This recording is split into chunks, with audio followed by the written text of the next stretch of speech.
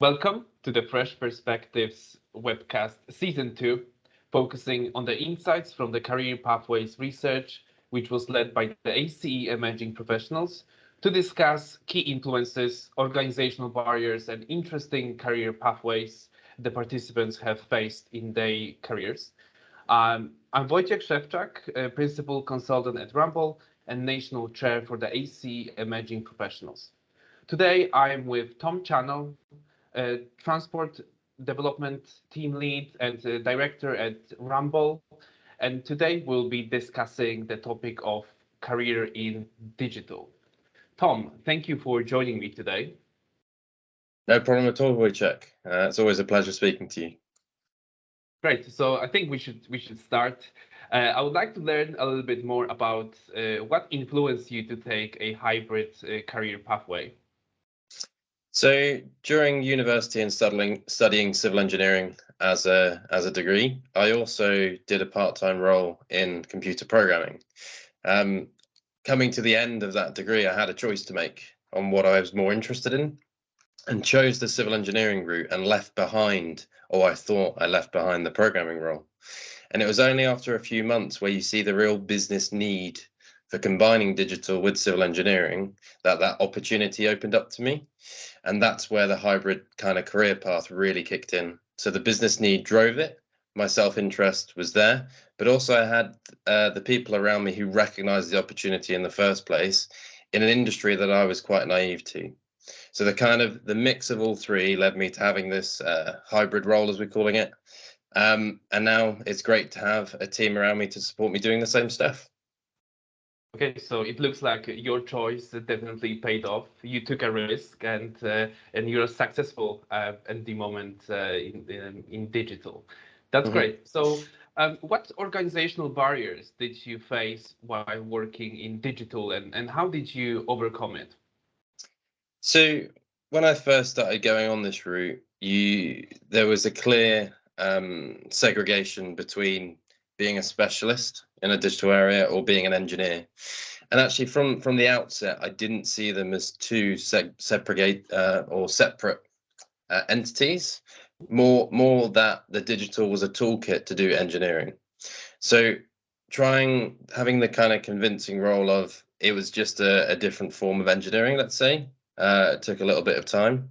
But I also adhered to kind of the convention. I went through a standard engineering chartership process. I got chartered in the same way that most engineers do. And then after that, that's when it really started to accelerate. So once you are recognized as an engineer and not just digital, then the opportunities, really opened up, and the potential of a team was created from there. And what's really great to see now, Wojciech, if I'm honest, is 5 years ago I was struggling with this kind of concept and knocking my head against the wall. But whilst inside the Ramboll kind of ecosystem, we've created opportunities for those that are next along the line. We've got apprenticeships, we've got early careers, and we're combining the engineering digital role and making it business as usual. And that's really great to see. Okay, so it looks like that at Ramboll there's like a career pathway which is focusing just on digital and working with engineers to bring efficiency to everything we do, which is great. So what skills or qualities helped you in the career in digital? The one that I always talk about, albeit very cliche, is the acceptance in a way of micro failure. So when I started out this journey, I was very isolated in what I was doing. There was a lot of learning, there was a lot of failure. And instead of getting down from it, I had to quickly adapt to learn that kind of failure and trying stuff and not always succeeding was the right way to go.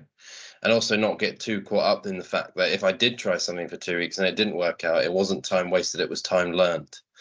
And I think this is something that I reflect on, and I think is super key for especially those in my team, where we encourage the kind of wanting to fail fast, wanting to try things out. And 7 times out of 10, those things don't typically work, right? But the 3 times out of 10 that they do, they really do add a lot of value. And so my team now openly talk about the times where they failed or given something a go and it hasn't worked and the things that they've then went on to do.